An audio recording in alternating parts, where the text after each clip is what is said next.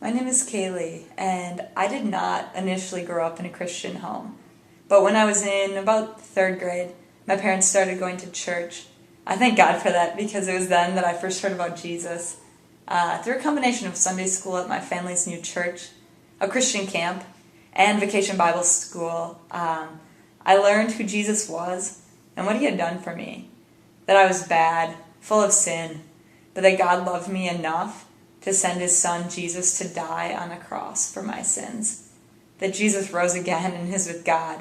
That I'm forgiven and can be with God someday too, if only I accept Jesus as my Savior. I was around 9 years old when this truth became clear to me and I accepted Jesus as the ruler of my life.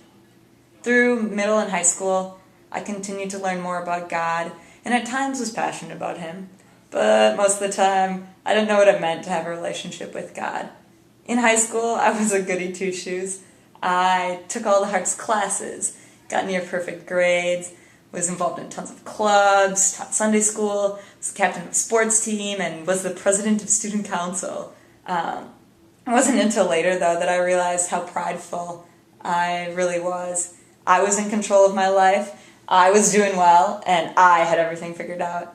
I pushed God aside, only turning to him when I needed something, and living doing what I thought was best for me.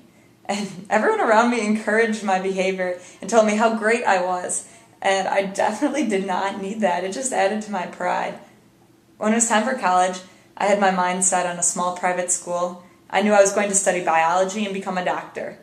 Well, God had other plans. I was accepted to my dream school, but I wasn't able to go there due to the cost. So basically by default, I ended up going to UWL.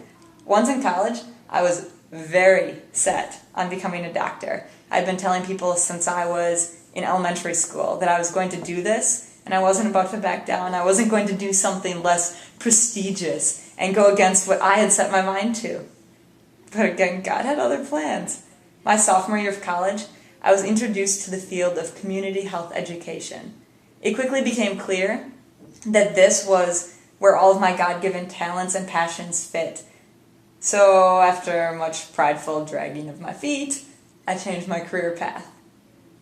I still struggle with my pride and with trusting in God's plan for my future. I'm so thankful that he does have a glorious plan for me because thus far my plans for my future have stunk. Trusting in God's plan for my future career, my future, well, I hope so, husband, and everything else is something that I have to hand over to him every single day.